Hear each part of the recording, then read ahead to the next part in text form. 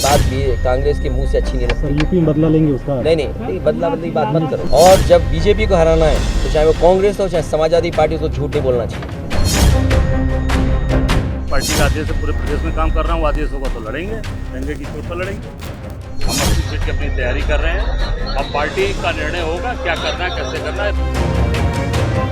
प्रधानमंत्री नरेंद्र मोदी के खिलाफ विपक्षी गठबंधन इंडिया एकजुट है भी कि नहीं, इस पर कुछ कह पाना बहुत मुश्किल होता जा रहा है। 2024 में बीजेपी को सत्ता से बेदखल करने के लिए विपक्षी गठबंधन हर संभव कोशिश में है, लेकिन उससे पहले 5 राज्यों के विधानसभा चुनाव में इंडिया गठबंधन के घटक दल एक दूसरे के खिलाफ ताल भी ठोक रहे हैं। मध्य प्रदेश चुनाव को लेकर कांग्रेस के बिग बॉस वाले रवैये से अखिलेश यादव नाराज हैं। समाजवादी पार्टी ने अपने मन की बात कांग्रेस के बड़े नेताओं को भी बता दी है।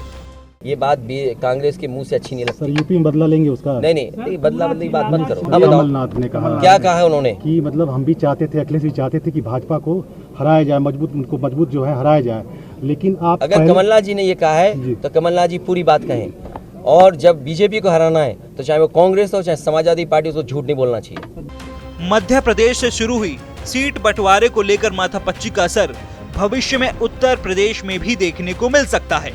दरअसल समाजवादी पार्टी को उम्मीद थी कि मध्य प्रदेश के चुनाव में कांग्रेस उसके लिए कुछ सीटें जरूर छोड़ देगी, लेकिन हुआ इसके ठीक उल्टा। कांग्रेस ने उन सीटों पर भी अपना उम्मीदवार उतार दिया जहां पिछली बार समाजवादी पार्टी ने जीत दर्ज की थी।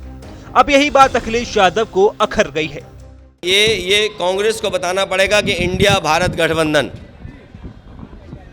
अगर देश के स्तर पे तो देश के स्तर पे है, अगर प्रदेश से स्तर पे नहीं है तो फिर भविष्य में प्रदेश स्तर पे भी नहीं होगा। ये तो कांग्रेस को बताना है, मैं इस पे नहीं बोल सकता कुछ। नहीं, अब छोड़िए वो बातचीत जो चली रात के 1 बजे तक, जब बात नहीं चली तो नहीं चली। अब जब अखिलेश यादव की नाराजगी सामने आई और उन्होंने भविष्य को लेकर बयान दिया तो भला कांग्रेस भी कैसे शांत रह सकती थी। तो ऐसे में कांग्रेस की तरफ से मोर्चा संभाला यूपी कांग्रेस के अध्यक्ष अजय राय ने, जिन्होंने कानपुर में ये कहा कि उनकी पार्टी किसी के भरोसे नहीं है, सभी 80 लोकसभा सीटों पर तैयारी चल रही है, बाकी कांग्रेस नेतृत्व जो तय करेगा उस पर काम करेंगे।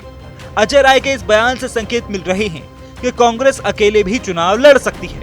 अजय राय ने तो यहाँ तक कह दिया कि मध्य प्रदेश में समाजवादी पार्टी का कोई वजूद नहीं है। देखिए, ऐसा है कि कांग्रेस पार्टी का मध्य प्रदेश के अंदर शुरू से जनाधार रहा है। वहाँ केवल लड़ाई और बीजेपी कांग्रेस की रही, समाजवादी पार्टी के बिना लड़ाई में नहीं रही। कभी नहीं, पिछली बार 1 सीट जीते थे, वो भी भाजपा में चला गया था, उनका जीता हुआ एमएलए भाजपा में सदस्य हो गया था। तो निश्चित तौर से वहाँ पूरी तरीके से समाजवादी पार्टी को कांग्रेस का समर्थन करना चाहिए, कांग्रेस साथ खड़ा रहना। अब पार्टी का आदेश से पूरे प्रदेश में काम कर रहा हूँ, आदेश होगा तो लड़ेंगे, डंगे की चोट पर लड़ेंगे। अब हमारा टारगेट उत्तर प्रदेश कांग्रेस कमेटी का टारगेट 80 सीट का है। हम 80 सीट की अपनी तैयारी कर रहे हैं। अब पार्टी का निर्णय होगा क्या करना है, कैसे करना है, राष्ट्रीय नेतृत्व का निर्णय। उधर मंगलवार को सपा ने एमपी के लिए वादों की सूची जारी की। पार्टी ने जातीय जनगणना, मुफ्त बिजली और लैपटॉप जैसे वादों का दांव खेला है।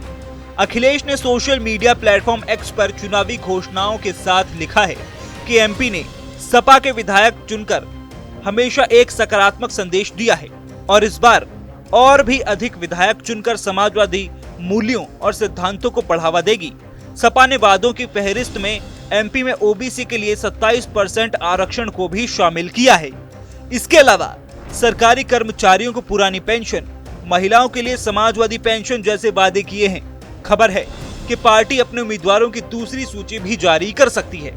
अब ऐसे में अगर देखा जाए तो अखिलेश यादव ने एमपी में पहले कई सीटों पर उम्मीदवारों के नामों का ऐलान, फिर उसके बाद पार्टी की घोषणा पत्र जारी करके ये संदेश देने का काम किया है कि अगर प्रदेश स्तर पर गठबंधन नहीं किया गया तो भविष्य में भी प्रदेश स्तर पर भी गठबंधन नहीं होगा। यानी अखिलेश ने कांग्रेस को खुली चुनौती दे दी है।